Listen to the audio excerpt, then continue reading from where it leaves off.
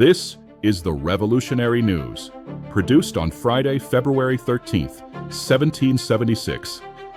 I'm Anson Ingram at the Anchor Desk in Philadelphia, reporting the news from around the colonies.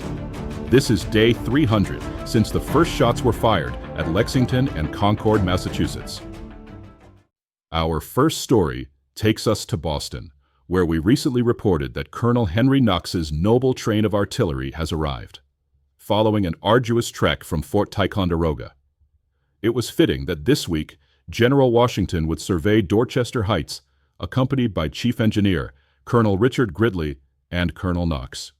The general and his officers examined the terrain overlooking Boston Harbor, noting its commanding view of the town and the British fleet anchored below.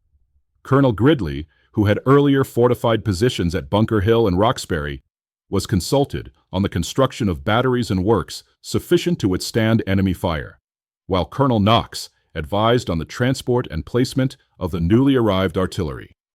We also understand that Washington has been preparing to site artillery on Leckmere's Point to pressure the British from multiple vantage points. It is widely understood among the Continental officers that once cannon are mounted upon these heights, the enemy's position in Boston will become untenable, their shipping and defenses lying exposed to Patriot fire. Preparations are therefore sent to be underway with great secrecy and diligence, as the Commander-in-Chief seeks a decisive advantage before the spring campaign fully commences.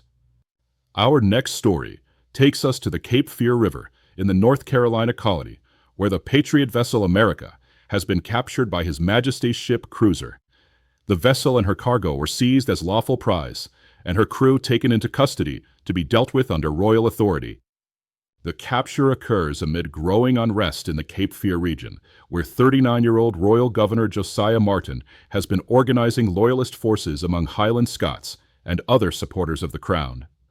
British naval patrols, including the cruiser and other warships, have been observed along the coast in anticipation of coordinating with loyalist uprisings inland. Observers conclude that the taking of the America is part of a broader British strategy to isolate the rebellious colonies, support loyalist insurrections, and restore royal authority by force. With loyalist bands gathering and British ships prowling the coast, North Carolina appears poised to become a principal theater in the widening conflict. So, there you have it. The news of the week ended February 13th, 1776. Subscribe for free to this YouTube channel and follow the revolution. See you next Friday.